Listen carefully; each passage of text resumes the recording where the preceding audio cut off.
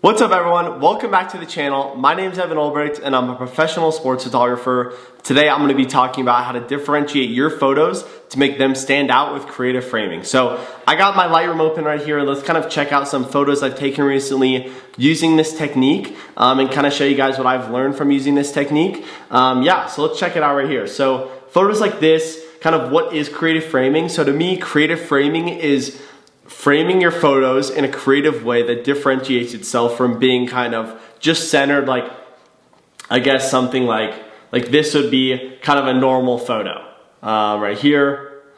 This would be more of like a normal framing photo, like he's in the center of the photo, there's some stuff on the sides of him, and yeah, it looks more normal. Where a photo like this right here, there's a couple, let's see, so yeah, this one's where he's on the tee trying to hit the ball. And yeah, this is just creative framing to me. So I'm under him, he's hitting the ball, and I'm kind of looking up towards him while he's hitting the ball. And it looks super cool to me. This is one of my favorite shots that I took at this PGA tournament, to be honest. But creative framing is just how can you take a normal photo and kind of turn it into something different and differentiate yourself from all the other content that's out there.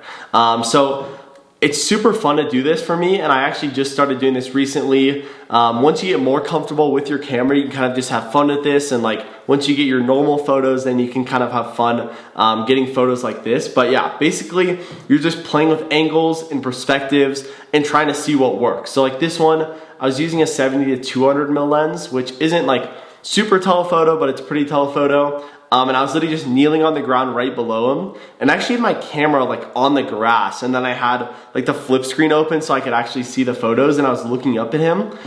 For sports, I really like this angle just because it makes them look kind of bigger and it makes them like the total subject of the image. And then it also makes the background really nice because it would have been a bunch of houses and stuff right like behind him if I just took it standing up. So actually having it like this makes him stand out a lot more as well. And then there was also that one as well. And then also there's other things like using depth of field. So like this photo was super cool. So, whoa, I went a little too far on that one. But yeah, this one's super cool how they're kind of just walking away. And you can see how it's a pretty shallow depth of field right here. And the front part is just like a little bit blurry. I think I was using the 70-200 for this as well. Maybe the 1-400. But yeah, just having that. And then the background, you could see how that looks super cool, how it's compressed because I was using the telephoto.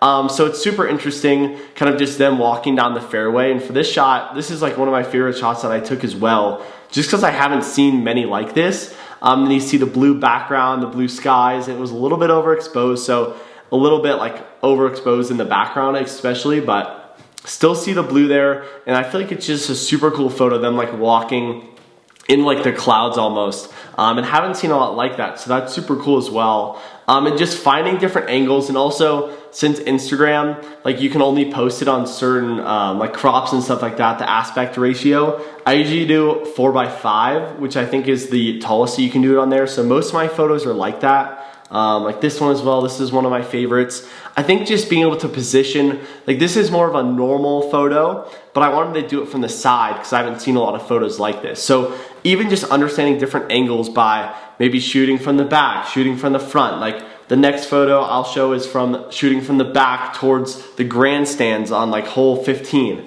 So just having different angles like this, like these are the grandstands, whichever one's in, and then a shallow depth of field. So he's like the main focus of this, because if not, then he kind of gets lost in the sand area, a lot of stuff going on, a lot of like geese and stuff, and the ball would get lost. So there's just so many ways to creatively frame something. Then another way that I like to creatively frame stuff is through emotion. So you can see from some of these photos, right when they're hitting it, you want to be like super focused on their face. So I'm all about focusing on their eyes, and I usually do eye tracking for sports like this to get photos like this, stuff like this where it's just super clear, super sharp, and you can actually see them like their face after they hit it, when they're hitting it. And I think that's just such a cool thing about sports photography. Like this shot's super cool. Yeah, just him watching the ball. And there's just so many of these moments like in like every sport, honestly. Like I have, let's see,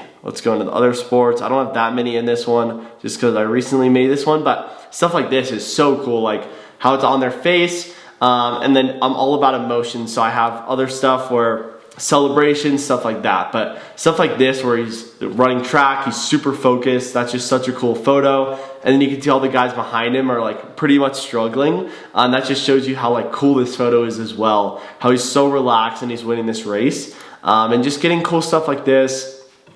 There's just so many different emotions, from celebrating to like injuries and stuff in sports you can capture. Injuries are not the best, but you can definitely get a lot of photos where you see this emotion and it's super cool to capture it, just because it only happens in sports, I feel like, for a lot of these photos. So let's see a couple other ones. So there's also a lot of post-processing like tips that comes within this like creative framing. So like this photo right here, big fan of this photo. This is definitely one of my favorite like creative type photos, but it was not like this before I edited this. So it was actually, he wasn't even centered, and then it was kind of like too tall, so it was like super tall because I shot it, yeah, I guess the normal aspect ratio, like 2:3, but he wasn't centered, and then there was just too much grass, so you like kind of got lost in it, and just making him centered is so important in some of these creative shots like this because there's so much going on. And then also just being able to edit it the right way so that he stands out, because, so this is like the before,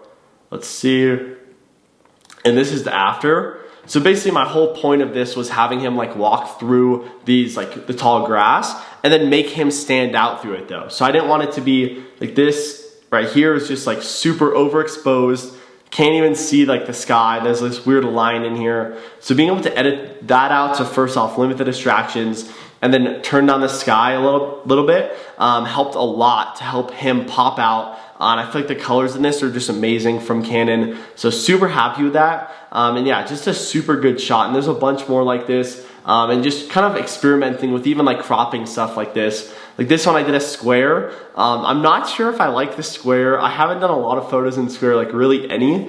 But I thought this photo is super cool. McCarty and his caddy, and he actually just won this week's Korn Ferry Tour, which is super cool. But yeah, just having photos like this, and just trying to find unique moments within sports where maybe they're waiting like this, and stuff like that is super cool. And you can get a lot of good shots where they're not even playing. Like even that one where he's walking through the bushes, or this is McCarty as well, walking on that same hole. And this is a super cool shot as well. Or let me see, I think, yeah, this guy is looking at his notes, and that's super cool. Kind of just reading all the stuff that he has about each hole. So just stuff like that. There's a lot of little moments you can find within the sports and when they're playing to get cool shots like that, and how you differentiate yourself for being a good sports photographer and really good photographer overall by coming up with certain creative aspects of what you do, and kind of figure out how to market that in the best way and market yourself, because that's really what photographers have to do.